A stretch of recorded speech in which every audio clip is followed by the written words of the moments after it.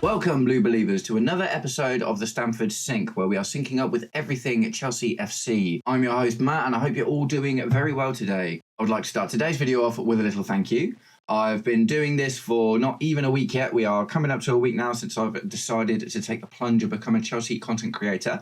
And yesterday saw my first little burst in subscribers. So welcome to the channel, guys. I'm really excited to have you all here. Thank you so much for taking the time to click the buttons that says to the algorithm that you would like to see my content more often. And yeah, that's awesome because you guys are the OGs, right? You guys are now officially the OGs. This thing all carries on going well. You guys get to be the ones that sat there and remember those first few videos I did. And obviously, however much things change in the future, you will have been here from the beginning. So thanks very much. Really, really appreciate it. And speaking of which, for any new guys out there, if you enjoy the content and would like to see more, please do me the distinct honor of hitting the like, share, and subscribe buttons, or just roast me in the comments, whatever gets you through your day.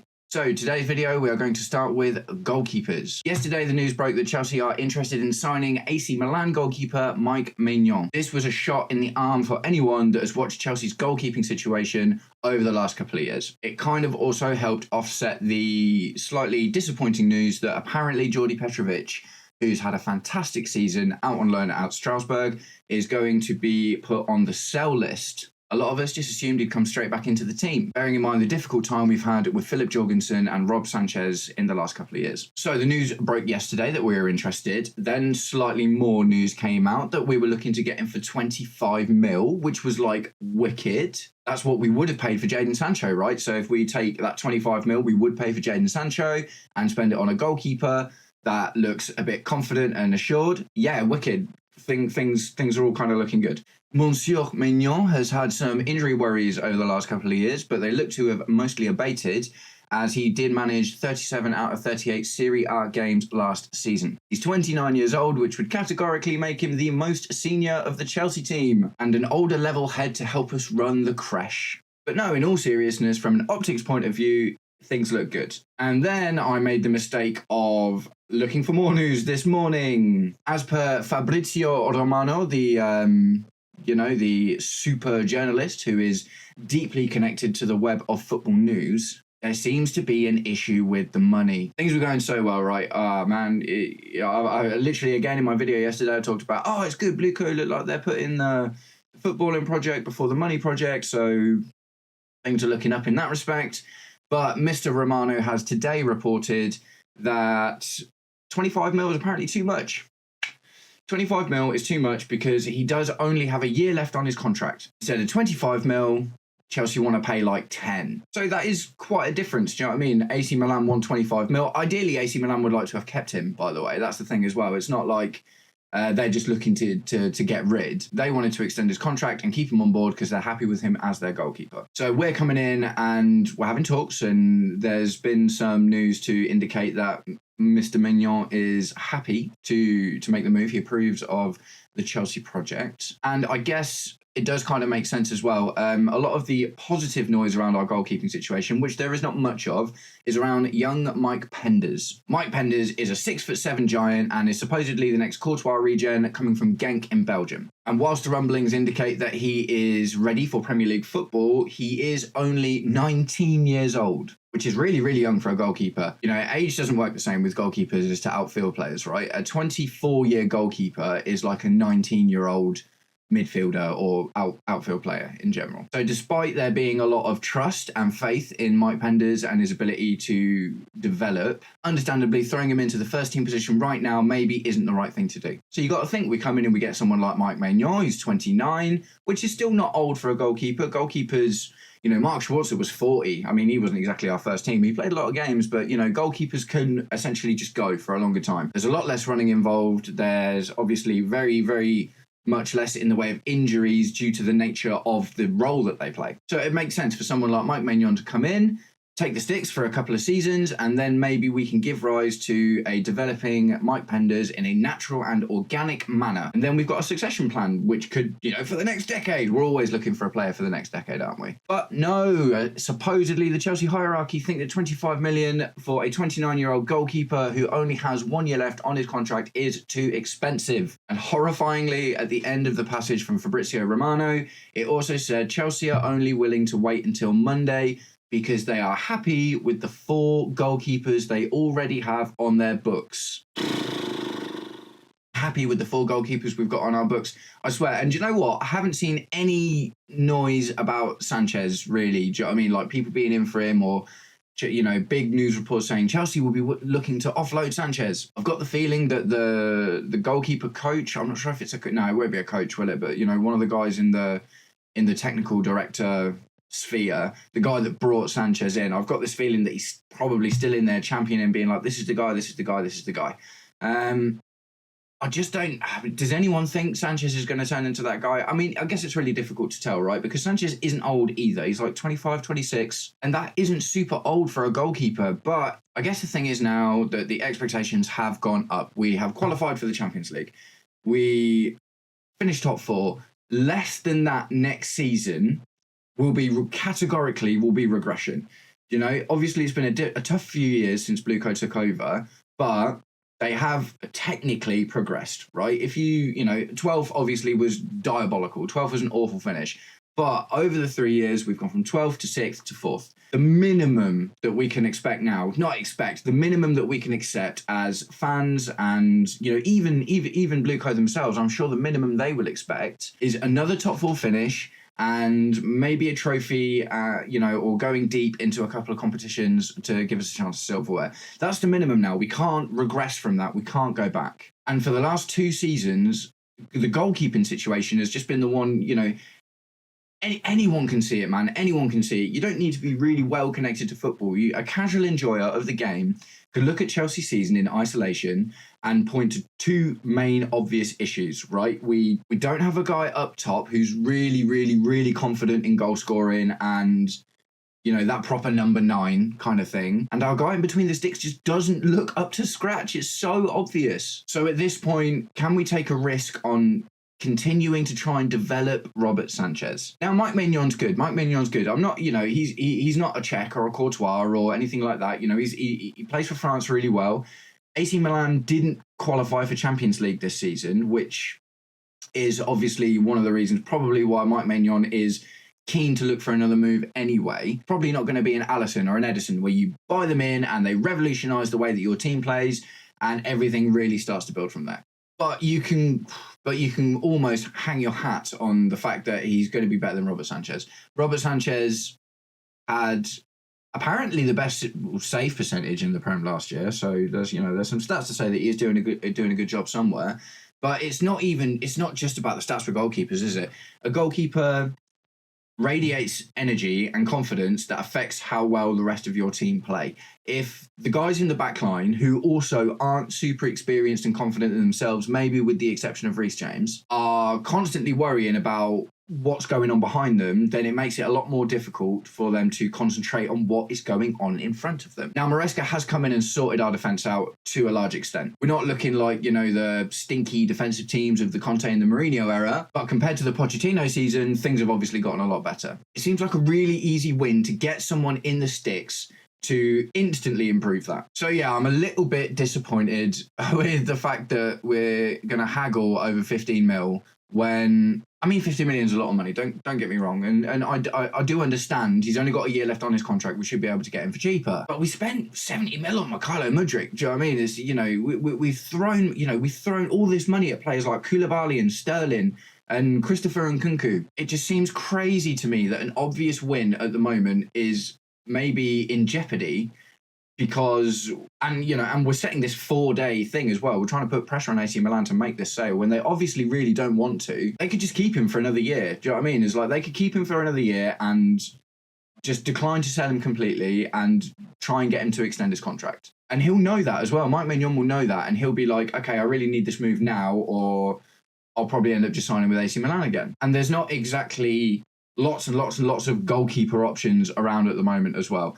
I guess goalkeepers, for a large part, are relative unknowns, right? It's not often that, because goalkeepers are not often as like as sexy as a prospect as, like attackers or midfielders or stuff. It's rarer for the whole world to be talking about how good a goalkeeper is when he's kind of up and coming. And, there's the odd one. I mean, he's not up and coming anymore, but Jan Oblak, for instance, from Atletico Madrid, he's been seen as an amazing goalkeeper for a long time. And, Gianluigi Donnarumma from PSG, also, he obviously started playing when he was 16. Occasionally you get these goalkeepers where it's like, oh, that goalkeeper would be great. I really want that guy. But I guess for the most part, goalkeepers are always a bit of a risk that's taken. I hadn't heard of Edison or Alisson, really, a huge amount before they went to Man City and Liverpool, respectively. But what we do know is Sanchez is not up to scratch. Jorgensen doesn't look a lot better either. It's kind of two very slightly different issues between Jorgensen and Sanchez, isn't it?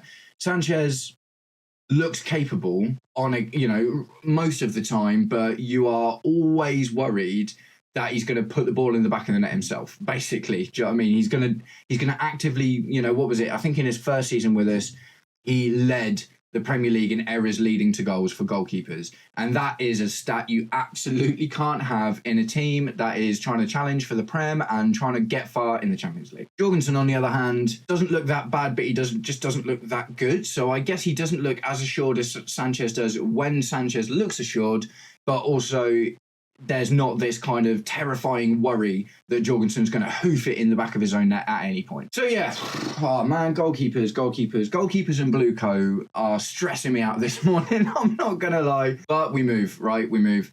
The one tiny positive, if I can look for a positive in this situation, let's say, we price ourselves out of Mike Maignan because we only want to pay 10 mil and they want 25. And we say, no, we're absolutely not paying any more than that for him. I guess the thing is as well, he's an older keeper, so he's not exactly fitting in with the BlueCo book of how they like to do things. But if I can find any positive, it would only be that maybe that gives Petrovic a bit more of a chance to come back in. Because if I'm honest, I just wouldn't talk about the goalkeeping situation at all. I would sell one of Sanchez or Jorgensen, or loan Jorgensen. I would sell Sanchez. I wouldn't loan Sanchez, but Jorgensen may be sold or a loan. We've only had him for a year, so you would have thought we paid 20 mil for him. We're not going to get 20 mil plus for Jorgensen because he basically only played Conference League games last year. And then let Petrovic come in and take first place. My ideal situation, and who am I, right? I don't know anything. I'm not a football manager, and I would probably make lots of terrible decisions if I was. But I would love to see Petrovic in the sticks again because, as I said, that's the most comfortable I've been with our goalkeeping situation since Edouard Mendy was good. And obviously Edouard Mendy kind of tailed off after his amazing Champions League winning season. But yeah, put Petrovic in the sticks, bring in Penders as the backup. So we replace Sanchez with Petrovic and we replace Jorgensen with Penders. And maybe Jorgensen can hang around or go out on loan. And we've still got Marcus Bettinelli as that third keeper situation. He never plays, but I'm sure he'd be up for it at some point. Do you know what I mean? I'm sure he'd be up for playing a game. So yeah, can't we just do that? Can't we just do that and put all of this silliness to bed? At the end of the day, I don't think Milan are going to budge, right? It doesn't really benefit Milan at all to say, yeah, you can have him for 10 mil, that's fine. Do you know what I mean? I don't see that happens, especially when they want to keep him. And worst case scenario, they'll be like, well, no, because we may as well keep him for the next season, try and get back into the Champions League, which is going to be worth more than the 10 mil they get for him now, and then just try their best to sign him on a new deal. And if not, hope that they can get enough money to bring in another keeper in the next season. Well, I don't think we can rush AC Milan into this decision. The cards are kind of more in their hands than they are in ours. Even though potentially Maignan wants to make the Chelsea move, do you know what I mean? But is he in a strong enough negotiating position to force that move through? I don't know. Probably not, especially if we're only giving AC Milan until Monday. Do you know what I mean? I think the situation may well develop quickly. Although I've said that about a few things, like the Liam Delap situation, we still haven't seen him either, which starts to, the shivers start to come in a little bit, don't they? Because everything seems odds on until it's not. But yeah, tell me what you think, guys. I would really love to hear your ideas about the goalkeeping situation. Who do you think? Gregor Kobel was talked about a lot earlier in the season, but we're not talking about him seemingly at the moment.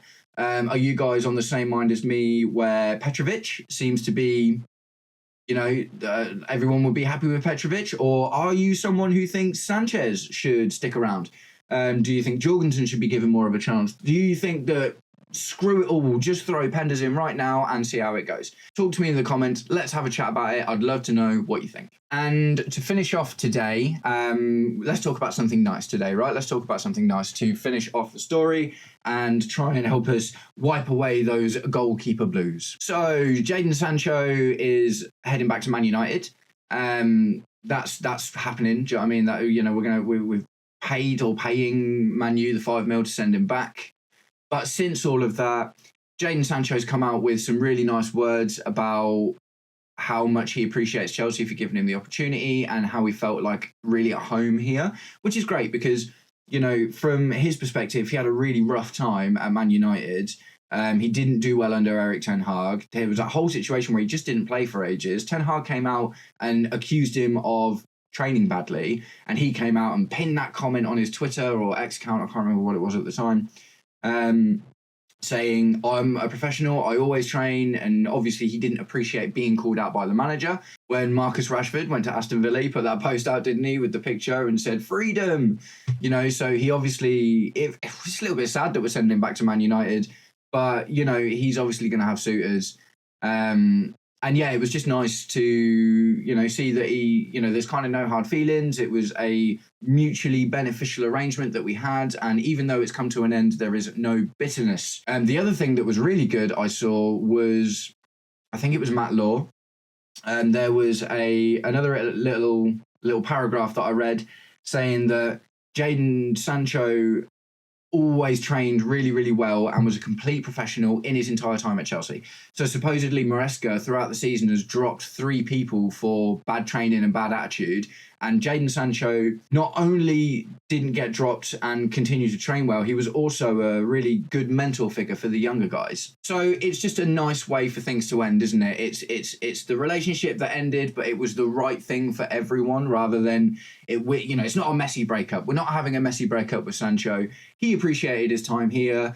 Mostly we appreciated having him here. It wasn't that it was awful. It just, didn't live up to the expectation. That's really nice. I'm happy for Jadon Sancho, sort of, because, like I say, I feel a little bit bad he's got to go back to Man United. I'm sure he'll get a move sooner rather than later. I don't imagine he'll just be chilling out on Man United's books for the next season or 2 until he gets a move. Do you know what I mean? I feel like, supposedly he wanted like 250,000 a week to stay with us, which might have been one of the reasons why we rejected him. I don't think he's going to get that anywhere.